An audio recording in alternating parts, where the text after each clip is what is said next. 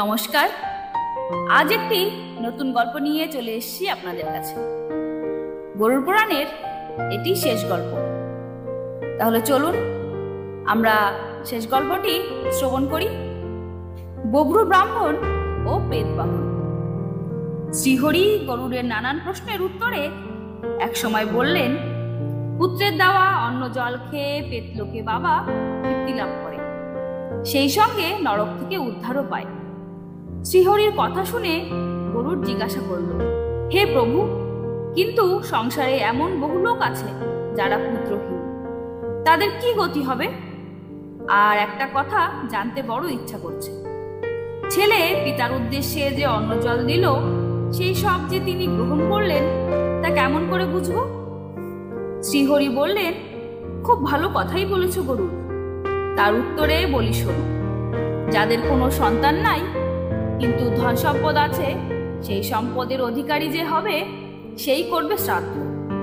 আর যদি নিঃস্ব অবস্থায় মারা যায়, তাহলে তার শ্রাদ্ধ করবে দেশের রাজা, কারণ রাজাই সবার পালনকর্তা। এই বিষয়ে একটি পুরাতন কাহিনী বলি শোন। তখন দেশের রাজা বভ্রু ব্রাহ্মণ।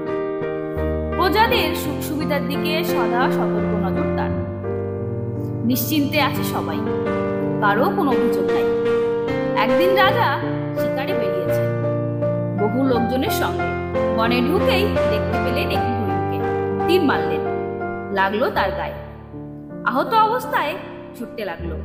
রাজাও তার ঘোড়া ছোটালেন পিছু পিছু, কিন্তু বহুদূর যাওয়ার পর সেই হরিণটিকে আর দেখতে পাওয়া গেল না। রাজা তার লোকজনদের ছেড়ে বহু দূরে চলে এসেছেন। ভীষণ তেষ্টা পেয়েছে। খোঁজ করলেন জলাশয়ে। কিছু দূরে দেখতে পেলেন এক সরোবর।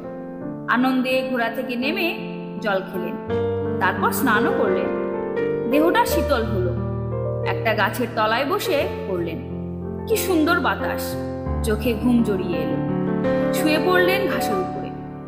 ঘুম তখনও গাঢ় হয়নি। রাজার নাকে যেন একটা বিশ্রী গন্ধ এলো। নাক কুঁচকে চোখ খুললেন। দেখলে এক আশ্চর্য জিনিস। শয়ে শয়ে ভূতের দলকে নিয়ে মনে হয় তাদের রাজা এগিয়ে আসছে। সঙ্গে সঙ্গে রাজা লাফিয়ে উঠলেন, তীর ধনুক নিয়ে হাতে। ধনুকে তীর যোগ করলেন। দেখেই ভূতের রাজা বলল, দাঁড়ান, বান মারবেন না, ধনুকটা একটু নামান, আমরা আপনার কাছে এসেছি। পেতরাজের কথায় রাজা বভ্রু ব্রাহ্মণ অস্ত্র সম্বরণ করলেন। তারপর পেতরাজ বলল, হে রাজন, প্রেতরূপে আমার নাম প্রেতবাহন। পূর্বে আমি সুদেব নামে এক বণিক ছিলাম। বাণিজ্য করে বহু অর্থ সংগ্রহ করেছি, সৎ পথে বহু খরচও করেছি। জ্ঞান তো কোনো পাপ কাজ করিনি, তথাপি আমার এই অবস্থা। রাজা অবাক হয়ে জিজ্ঞেস করলেন, তা কেমন করে হয়? প্রেতরাজ বলল, বণিক অবস্থায় আমার কোনো সন্তান ছিল না, এমনকি কোনো আত্মীয় স্বজনও ছিল না। অন্ন জলের অভাবে এমন দেহ পেতে হয়েছে আমার। রাজা আবার জিজ্ঞেস করলেন, তোমার পেছনে যারা, ওদের খবর কি? প্রেতরাজ বলল, ওদের সমস্যা একই রকম, আমার মতো।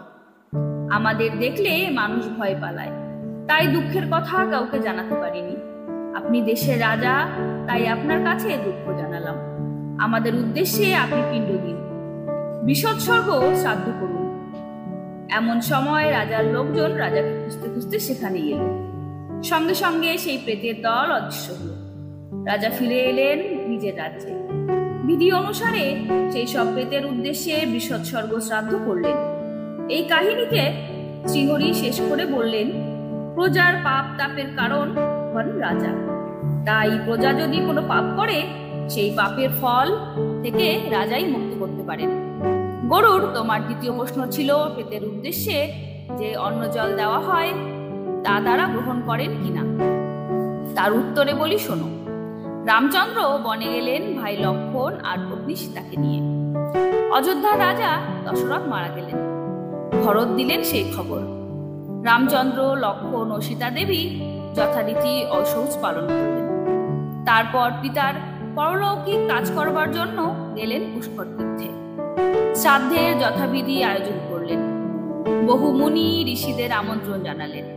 মুনি ঋষিরা হাজির হলে রামচন্দ্র সকলকে সাদরে আপ্যায়ন করে বসালেন। সীতা দেবী রান্নার আয়োজন করলেন। অনেক অতিথি এসেছেন, কিন্তু রামচন্দ্রের সামান্য আয়োজন বনবাসী হয়ে রাজকীয় ব্যবস্থা করবেন তেমন করে? সবাইকে বসিয়ে রামচন্দ্র সীতাকে পরিবেশন করবার জন্য ডাকলেন। তখন সীতা দেবী অন্নের পাত্র নিয়ে কয়েকজনের পাত্রে অন্ন দিয়েই ফিরে গেলেন কুঠিরের মধ্যে। অনেকের পাতে তখনও অন্ন পড়েনি। অনেকক্ষণ হলো সীতা দেবী আর অন্ন নিয়ে আসেন না। দেখে রামচন্দ্র বারবার সীতা সীতা বলে ডাকলেন, কিন্তু কোনো সাড়া নাই। তখন রঘুনাথ কুঠিরের মধ্যে গিয়ে দেখলেন সীতা দেবী এক স্থানে বসে কাঁদছেন। জিজ্ঞেস করলেন রঘুনাথ, কি হয়েছে তোমার?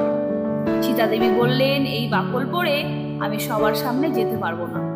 তাছাড়া যা তুমি আয়োজন করেছো তাতে মুনি ঋষিদের তৃপ্ত করাও সম্ভব নয়। রঘুনাথ বললেন, আমরা এখন বনবাসী, বাকল পড়তেই হবে। তাছাড়া কয়েকদিন তুমি তো বাকল পরেই কাটিয়েছ বহু মুনি ঋষিদের সামনে, আজকে আবার এমন কথা বলছো কেন? সীতা দেবী বললেন, অতিথিগণের শেষের দিকে বসে আছে তোমার পিতা, তারপর মনে হয় তার পিতা আর পিতামহ।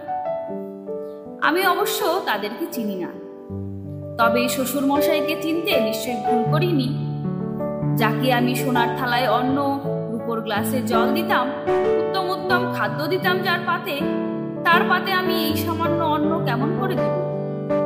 আর যিনি আমাকে ভালো কাপড় গয়না পরতে দেখেছেন, তার সামনে আমি এই বাকল পড়া অবস্থায় যাব কেমন করে? এই কথা বলে আকুল কান্নায় ভাসলেন সীতা দেবী।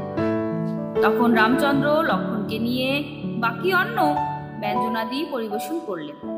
মুনি ঋষিরা তৃপ্ত হয়ে বিদায় নিলেন। এই কাহিনীটি শেষ করে শ্রীহরি বললেন গরুর, সীতা দেবী যা দেখেছেন তা মিথ্যা নয়। মৃত্যুর পর অন্ন জল পাবার জন্য পিতৃগণ সদাই উদ্গ্রীব থাকেন। নিষ্ঠা ভরে শ্রাদ্ধ করলে তারা নররূপে ধরে। আজ তবে এ পর্যন্তই। গরুর পুরাণের গল্পগুলি আপনাদের কেমন লাগলো তা আমাকে অবশ্যই কমেন্টে জানাবেন। আর যদি ভালো লাগে তবে লাইক, কমেন্ট এবং সাবস্ক্রাইব করবেন।